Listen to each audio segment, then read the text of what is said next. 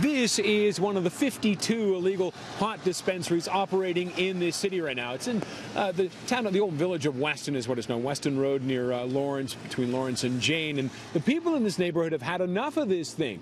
It's been raided 4 times. The most recent one a month ago. They even took the sign, but now that sign is back. The last time they confiscated everything, took it all as evidence. Apparently they were making over $7,000 a day.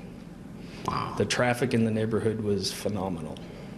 What did you think when I mean, you saw them taking the signs away. Did you think finally it's going to shut down permanently? Oh, the whole neighborhood said, finally, raised a cheer and everything. The excitement didn't last long for Trevor Coomer and his neighbors. The sign reappeared today, meaning the owners could be getting ready to reopen. Frustrating for Coomer et al. However, when we buzzed, there was no answer. Small consolation for the father of 2 young boys. They know what's going on. Yeah. They see it all over the place. They have to walk through people, at the end of the street coming home from school, smoking it. They're not into it, and hope they won't be, but they still have to deal with it. They still have to deal with it, just like the rest of us. Coomer says the customers are swarming through their neighborhood, urinating in public, climbing through backyards, doing drugs in a nearby park, and leaving drug bags and other paraphernalia scattered across the neighborhood. What do you think can be done, or what should be done? I think licensing has to step up. They're not licensed, that I know of. They haven't got a license. The Weston BIA has gone there and checked them out previously.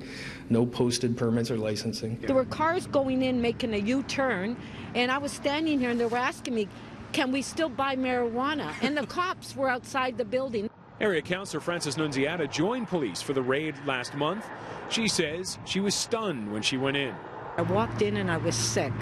I was so nauseous because I've never smoked marijuana, but just the smell made me nauseous. I said, oh my God, this is making me sick. I couldn't stand being in there. The landlord, they don't want any problems. So Nunziata says she's as frustrated as the neighbors. Raids like this are costly and time-consuming for police, and often they resolve nothing because these places make so much money. The raids are simply the cost of doing business. She says the city has charged the owners both through bylaws and criminally, but the punishments and fines are minimal and the profits large. She says the courts need to do more to try and derail these people.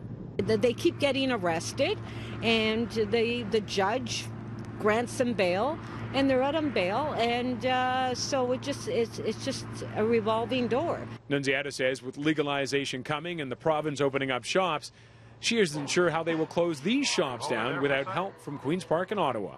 It's the feds that's legalized. I think it's the feds' responsibility that if they're going to legalize it, they have to give the proper resources and funding to the municipalities to enforce it. And Nunziata says she would also like to see the landlords being pursued in situations like this, but this one has been difficult because the building was just recently sold to a numbered company, making it difficult to trace at this point. Legalization of marijuana in Canada is expected possibly as early as July, but likely more toward the fall.